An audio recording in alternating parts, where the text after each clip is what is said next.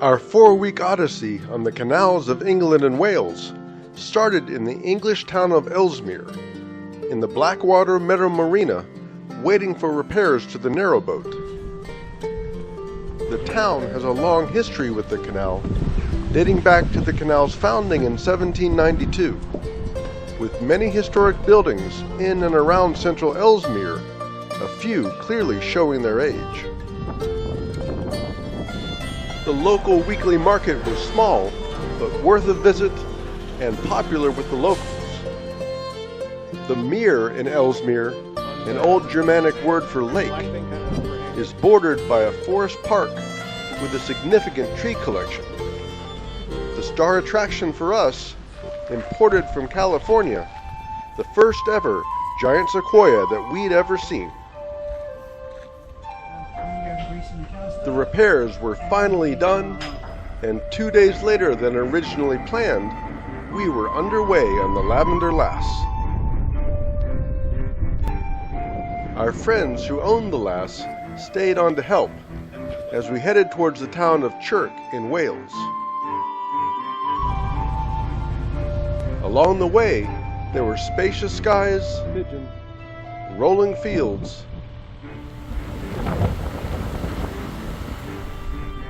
plenty of cows,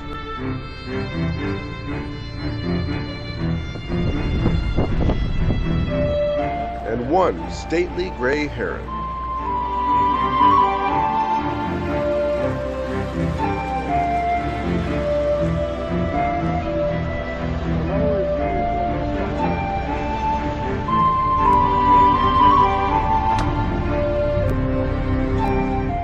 We also passed through our first lock,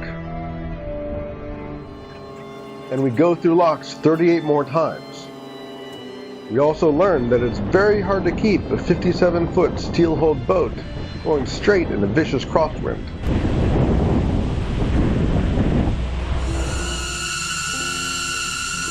Our first major historic landmark along the canal was the Chirk Aqueduct that's 70 feet high and 710 feet long, and it crosses the Chirk River Valley on the England-Wales border. The first stone was laid in June of 1796, 4 years after the canal's foundation, and completed in 1801. It was the highest navigable aqueduct ever built at the time, but that only lasted for 4 years. The adjacent rail viaduct, 28 feet above, was started 45 years later. The Chirk Tunnel, immediately after the aqueduct, was also completed in 1801. It's nearly twice as long as the aqueduct, and lights are mandatory to signal oncoming boats because it's pitch black inside. We were moving upstream against the water, which flows stronger in the tunnel than in the aqueduct. Running the engine harder displaces more water at the rear, which causes the boat to drag along the bottom, so a manual tow assist was needed to get us through. Clearing the tunnel, we moored up once the canal widened beneath a beautiful canopy of trees.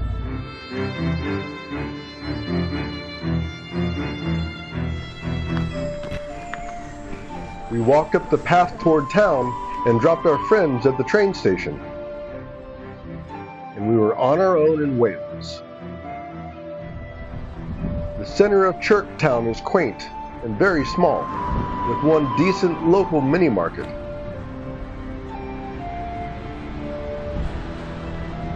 But there is a park in town with a 90-year-old tree that was planted for King George VI, 1937 coronation. But the other main attraction, on the other side of the canal from town, is Chirk Castle, which sits on an over 480-acre estate.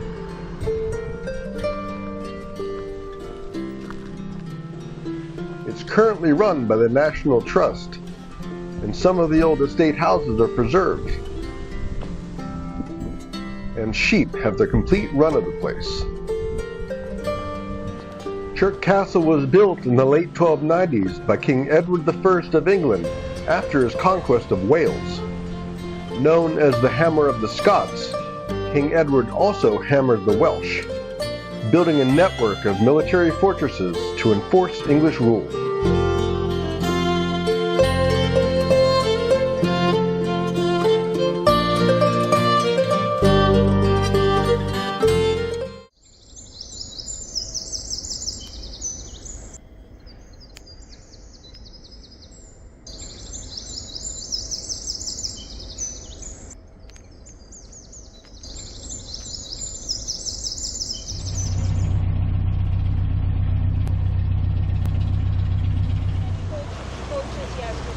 Yeah, I know.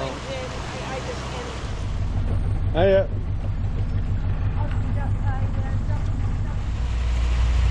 Tunneled in what? Tunnel, 2 bridges,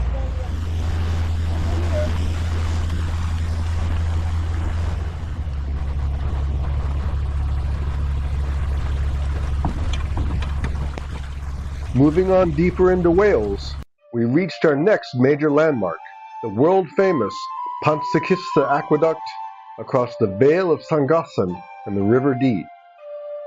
Completed 4 years after the Chirk Aqueduct, it's 1,008 feet long, the longest aqueduct in all of Great Britain.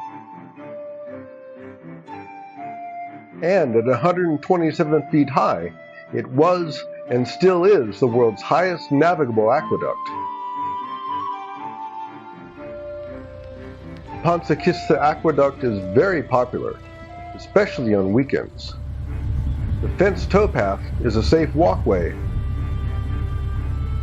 but the other side is another story altogether. Immediately after the aqueduct, a hard left turn is infamous in the canal boating world. Spectators cheer or jeer based on your performance. It only took me 2 tries, so I didn't get jeered too harshly. After the turn, the canal is a series of tight and often curvy one-way channels with spectacular views of the Vale of Llangollen along the way. Built to haul coal and iron mined from the Welsh mountains, the canal itself is carved out of the mountain in the final stretches. Near the endpoint in the picturesque town of Llangollen.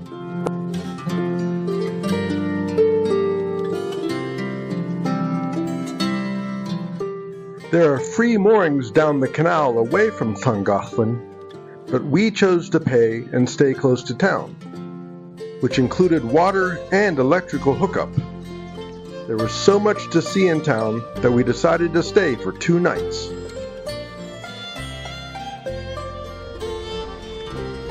Many of Llangollen's buildings were built during its 19th century Industrial Revolution heyday. The Llangollen Bridge in the center of town crosses the River Dee.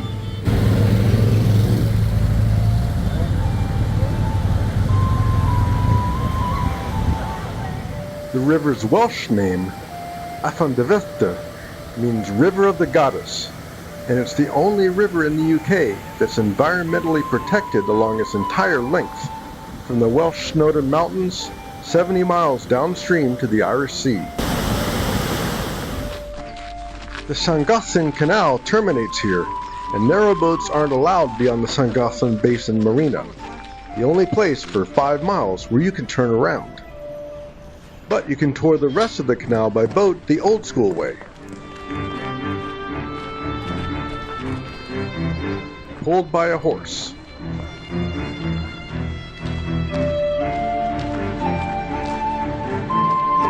It's an easy and beautiful 1.5 mile walk to the end of the canal to where it's fed by the River Dee at a place called the Horseshoe Falls. The Llangollen area is a popular destination for many outdoor activities, including kayaking.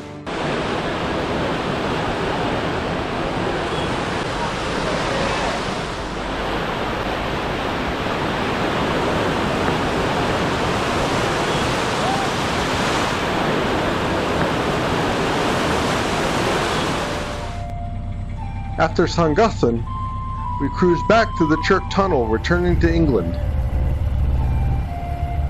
taking 2 days to get back to Ellesmere. In our next video, we continue on to Nantwich and Chester, passing staircase locks, an Elizabethan town with a wonderful local market, another castle, and the site of a future disaster that made worldwide headlines along the way. So please subscribe to our channel and hit the bell so you don't miss out.